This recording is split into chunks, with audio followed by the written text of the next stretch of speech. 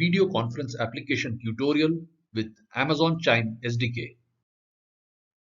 Let's look at our video conference demo first to understand what we are trying to build. Here's our video conference application web page. It has various buttons like start meeting, stop meeting, screen share, and so on. Let's provide a username, Joe, and hit start meeting. And we have a meeting ID and a meeting link. We can copy the meeting link using which other users can join the meeting. You can see Joe saying hi via the video tile.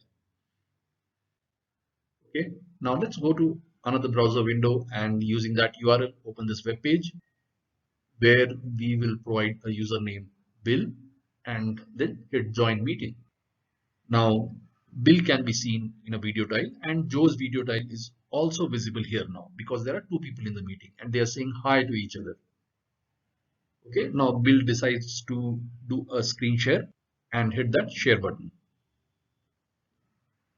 Now here you will see a new video tile which shows Bill's entire screen.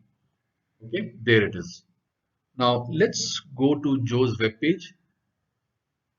And here in Joe's web page also you can see three videos and one of them is Bill's screen share. Okay, now let's go back to the Bill's web page and stop the screen share. So that video tile is gone.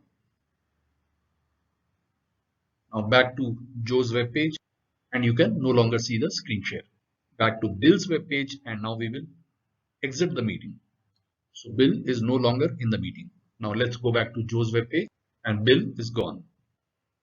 Now stop meeting.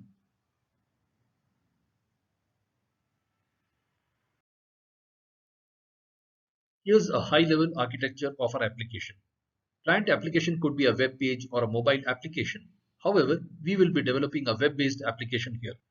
Client application sends request over HTTPS to API gateway to create a meeting or add attendee, etc., which are handled by a Lambda function that uses AWS SDK to invoke Chime meeting APIs. The Amazon Chime media control plane receives these requests. Once the meeting has been created, a meeting session can be configured and created by the client application using Amazon Chime Client SDK. Audio video is exchanged over WebRTC. Amazon Chime media data plane facilitates this. The building blocks of our application are as follows. On the client side, we have an HTML page with JavaScript that uses Amazon Chime SDK JavaScript client library. We have an S3 bucket configured as a website where we have our HTML page and JavaScript, CSS, etc. In addition, we have a CloudFront distribution pointing to our S3 website. And for our backend services, we have a Lambda function that uses AWS SDK to manage meeting lifecycle. It is responsible for creating, deleting meetings, adding, removing attendees, and so on. In addition, we have an API gateway that routes requests to this Lambda function. Let's look at the Lambda function. We are in AWS console Lambda section, and here we have created a Lambda function called bytes meeting. So let's take a look at that. Okay, and here you can see the runtime is Node.js 14x. And under configuration, you have set the timeout to 1 minute. So this function is used to create, delete, meeting, and attendees. We will look at the permissions for this Lambda function now. Under configuration permissions, let's click on the role name. And here we can see the permissions. So the first one is the usual AWS Lambda basic execution role, and note the Amazon Chime SDK policy. Here's some pseudocode for your reference, essentially what you're going to do in your Lambda function. So you will need to reference the AWS SDK library that you will need, and then you will create a Chime instance and set its global endpoint. Then you can create a meeting using this create meeting API, and similarly you can create an attendee. So fairly straightforward stuff. We will need an API gateway so that our Lambda function can be invoked via an HTTP API call. We are in API gateway console, and here I have already created a API by the name of byte meeting. So let's look at that. Here you can see that the selected protocol for this API is HTTP, and it provides an invoke URL, which is used for calling this API. Let's go to the route section, and here you can see we have a route called bytes meeting, and this route is integrated with the Lambda function. So we hit the configure button to see that. So if this API is invoked with bytes meeting route, it invokes the bytes meeting Lambda function. So this is a fairly straightforward configuration. So using the API gateway, we are providing an HTTP endpoint to our Lambda function.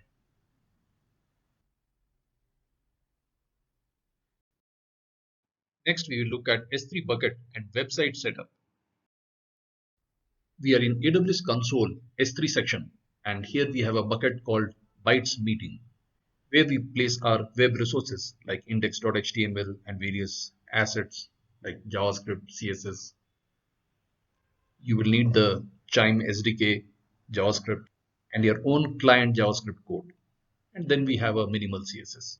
In other words, you can host your web pages here. Now going to the permission section, the S3 bucket is declared as publicly accessible.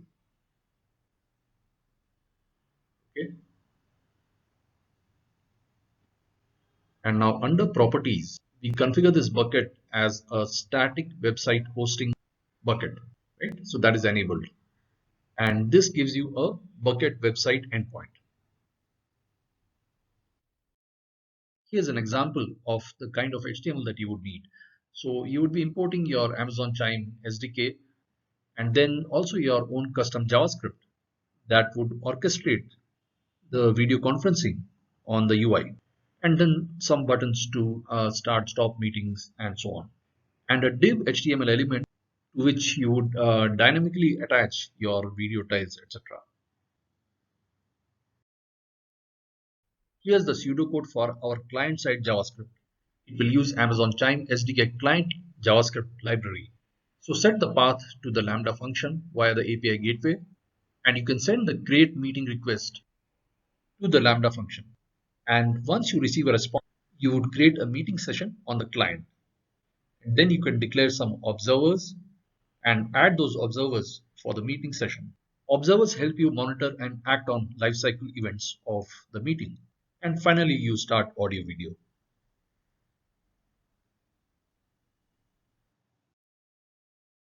Now, for our video conference to work properly, we need our website to be accessible over secure HTTP, that is HTTPS. Since S3 website endpoint cannot support HTTPS directly, we will access our S3 website via a secure CloudFront distribution. We are in AWS console CloudFront distribution section. Since I've already created this distribution, let's take a look at it.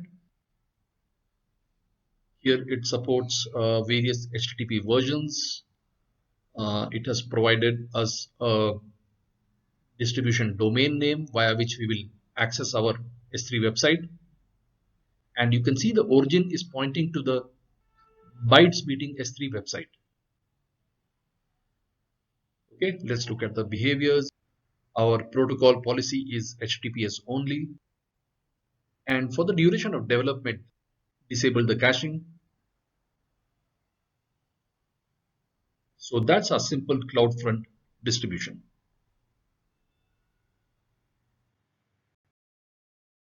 Now that we have a better understanding of the solution, let's look at the demo one more time and relate it to the architecture and implementation we have discussed. Here's our video conference application web page. It has various buttons like start meeting, stop meeting, screen share, and so on. Let's provide a username, Joe, and hit start meeting.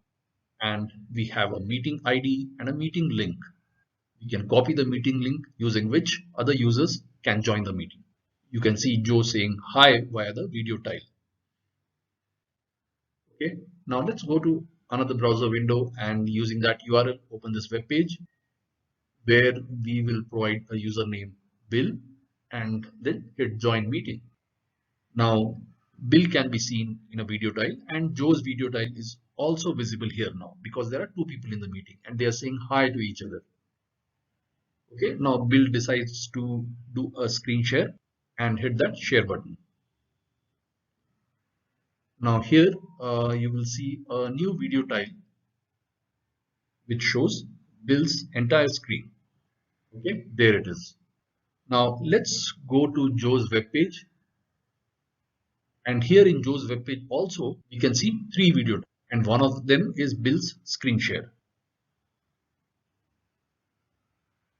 Okay, now let's go back to the Bill's web page and stop the screen share. So that video tile is gone. Now back to Joe's web page and you can no longer see the screen share. Back to Bill's web page and now we will exit the meeting. So Bill is no longer in the meeting. Now let's go back to Joe's web page and Bill is gone. Now stop meeting.